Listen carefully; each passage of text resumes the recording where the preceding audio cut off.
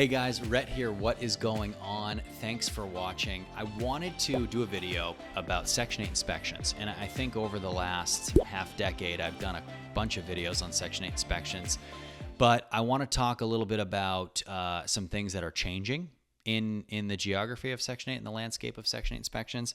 I want to talk a little bit about some of the nuances of Section 8 inspections, and for a lot of people who are getting involved in Section 8, I want to make sure that you have an understanding of what you're getting into with a Section 8 inspection. So the first thing that I want to talk about is a Section 8 inspection is very good. It's good for you and it's good for the tenant because it creates a level of accountability.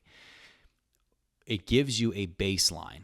So you know that that unit passed inspection, and then if something is broken after a week and there's a hole in the wall, nobody can tell you, hey, that was there when I moved in. Now, of course, your property management company should be doing a lot up front to do move-in checklists to make sure that they check on all that stuff. But at the end of the day, you'll have a checklist from Section 8 proving to you that the house was in a certain kind of condition before the tenant moved in. That is very good for us. Section 8 inspections, people complain about them all the time, mostly because they take a while. So a Section 8 inspection, a big misconception is when you buy a house and you renovate it or you do a little bit of work to it and you get it ready for market, as soon as it's ready, you get a Section 8 inspection. That's not true. You can't get a Section 8 inspection until the tenant is about to move in. The reason being, Section 8 does not want to inspect a unit today, and maybe you don't find a tenant for 2 months that moves in 2 months later. They don't know what happened over that 2-month period. Maybe you shut the utilities off over that 2-month period. So then a tenant moves in December or November, at the end of November, and it's freezing cold in the house and they don't have heat. They don't want to do that.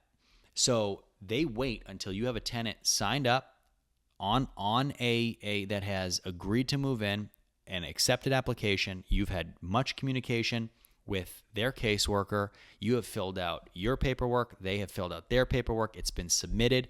Once it's been submitted and signed off on, the Section 8 caseworker then takes it and puts it in the inspections pile. When that packet gets pulled, then that inspection happens. When that inspection passes, then that tenant can move in.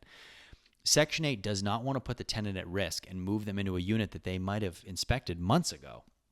They want to know that, hey, I saw that yesterday. Yeah, she's moving in today or he's moving in today. No problem. I was there yesterday. The house is in great shape. A lot of people can get upset with the timing of that Section 8 inspection. And when you think about Section 8 inspection timeline, you think about what you're waiting for. So you're waiting for that unit to get signed off on. Once it gets signed off on, that tenant moves in, they're in. That's guaranteed rent for a long time. You having to wait an extra month or 2 months or 3 months is worth it in the grand scheme of things. If that tenant's in there for 10, 15 years, you're not going to remember the extra 60 or 90 days it took to get the unit inspected. So be patient, wait, and the unit will get inspected, and hopefully the unit passes. And then when it passes, you'll never even remember that it took that long to get them in there. And some jurisdictions are different. Some jurisdictions, you can get inspected in a week or 2 weeks or 3 weeks. Some, it's longer. And what you'll realize is the areas that have higher Section 8 demand, those housing authorities are stressed a little bit more. So because they have it's more demand for units, you have more people that have housing vouchers. So it takes them longer to get things done. But it's a catch-22 because in those areas, there's more vouchers, there's more demand. So you want to go to those areas because you can build portfolios and create a volume of inventory that then gets filled because there's a huge demand. But the downside to it is it takes a little longer to fill the unit because the inspectors have, paperwork on their desk that's this big. I would rather wait and have paperwork this big and know that if I have turnover in a unit of mine, I can get a tenant fairly quickly. And if I want to build a 500 unit portfolio or a 100 unit or a 10 unit portfolio in that one market, then great. I have the tenant demand to do that. So it is without question a no-brainer to take that longer inspection time if it means having that demand and being able to fill it with tenants. So that's super important. Another part of Section 8 inspections is that every inspector is different.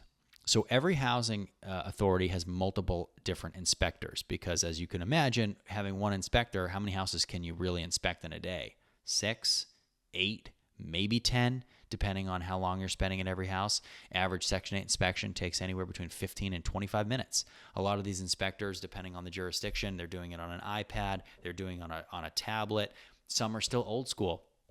We invest in some areas where inspectors write it on paper still and put it on the counter, and then you have to send somebody there to go get the list, the checklist, and make sure it's all completed. So it totally depends on the jurisdiction. Every inspector is different. You can have an inspector go into a house and tag it for 5 different things. Have another inspector go in and tag it for 7 different things. There's a lot of difference.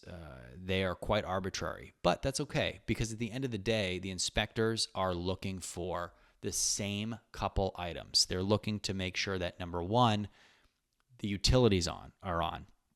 Is the power on? Is the water on? Is the HVAC on? Is the gas turned on? If those things are off, they're not even going to do the inspection. They're going to walk out. They're going to leave. Cleanliness. Is it clean? Does it look clean? Is it dirty? If a kid was playing on the floor, would it be safe? That is super important. If they walk in and there's dirt everywhere and it's nasty, they're just going to walk right out. They got too much stuff on their plate. They're not going to waste their time. Functionality is a super important one, because the best Section 8 inspectors I know, they'll walk into the house, they'll walk right to the kitchen. They don't look at anything, right to the kitchen, and they turn the sink on. And then they leave. They walk out to a different room. They walk into the bathroom, turn the sink on. Walking over to the tub and shower, turn it on. And then they start looking at ceilings. They start looking at floors. They start looking at trim. They start looking at the thermostat. They make sure that the thermostat is holding whatever temperature there is. So if it's in the summer and the thermostat's set to 72, is the house at 78 degrees or is it at 72? If it's at 78, it's going to fail because the AC is not working. Same thing in the winter. If the house is set at 80, hopefully, it's not, because that's extremely hot, and, the house is only at 70 degrees, it's going to fail because the heat's not working. Some inspectors will even bring a thermal imaging device to see if heat's coming out of the registers on the floor or out of the ceiling. They'll continue around. They'll continue to look. They'll make sure, do the windows open? Are windows functionable? Is there broken glass? Are the fixtures, light fixtures, are they all working? Are all the plugs grounded, or if they're ungrounded, are they 2-prong? Is the house safe? Is there chipping paint? They're going to walk around the exterior. Is there anything dangerous? Is there debris? Are there fallen limbs? They're going to make sure the doors all work and the locks all work. And then they're going to go back in the house and look at the water. And one of those sinks, they would have turned the hot water on. Is the water hot? Okay, is the water not hot? Why is the water not hot? They go over to the water heater. Where is the water heater? Is there a discharge line on the water heater? Is the water heater turned on? Is it lit? If it's a pilot, if it's gas. If not, is it connected to electrical? What does the electrical look like? Is it dangerous? Is it safe? There is a lot of things that they're going to look at. And then they're going to go back to those sinks in that tub and see if the drains work. Are they backing up? If they're not backing up, great. They're going to put the stopper in, make sure the stopper stops them appropriately. They're going to go and flush the toilet a couple times. Is the toilet flushing okay? Is the toilet running? Is it running for too long to where you can't flush it consecutively after a couple minutes? It sounds like craziness, but it's not. It's normal. This is all very, very normal things that you would want in your own house. And if your grandmother was moving into that house, you'd want them to be functional. So that is super, super important. And all we try to create is a baseline of safety, security, and functionality. Is the house clean? Is it safe? Is it functional? And does it look good? Really, really, that's it. And if you check those boxes, you'll pass inspections left and right. Absolutely. Now, of course, you'll get some inspectors who come in there and nitpick the houses for silly things. They'll open drawers and they'll say, oh, well, that drawer was dirty. Or, they'll open a linen closet and say, well, that bottom shelf of the linen closet's crooked. Things like that are very trivial. It's frustrating, of course, but it's not a problem. Just go back out there and take care of it. It's not an issue. When you think about that process, you know that if you have a good inspector, when a tenant moves in, the house is in good shape. So it's good for us. It is very, very good for us. And Section 8 will do these inspections periodically, depending on their abilities to get back out there to do re-inspections.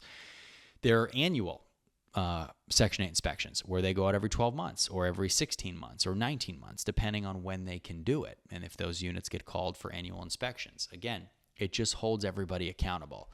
If you have a management company that isn't checking on the houses regularly or has a tough time getting with tenants to get into the houses, Section 8 goes in and they're going to give you a report of what that house looks like. That's good for you. You don't want to not have inspections on these houses for years and years and years.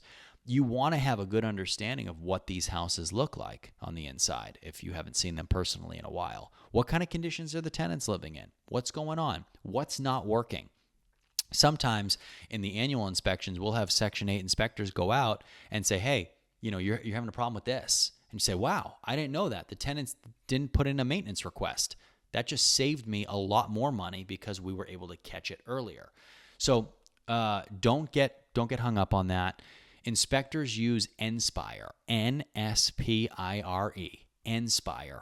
It is an inspection guideline checklist that is very familiar to FHA, if you're familiar with FHA purchasing in real estate, which is very similar to VA, which is basically a high standard of living and safety. So making sure that you have railings on stairs, making sure that windows lock and doors lock, and you don't have open exposed wires. I mean, very common sense stuff, smoke detectors that work, that sort of thing. So if you're complaining about a Section 8 inspection, change your attitude a little bit. I know it's frustrating to continue to fail them. I also know it's frustrating to be waiting a while because every day you don't have units occupied, it's costing you money. But just think about the grand scheme of things. And at the end of the day, the Section 8 inspectors, even though they might not seem like they're beneficial or helpful to you in the long run, they've got good information and they're making sure that you're keeping up your end of the bargain and making sure that the tenant is keeping up their end of the bargain as well. So it's a good piece of checks and balances that the U.S. government uses to make sure that their money is going to people on the tenant side and the landlord side that deserves it. So guys, as always, questions, comments, leave them below, and we'll see you next time.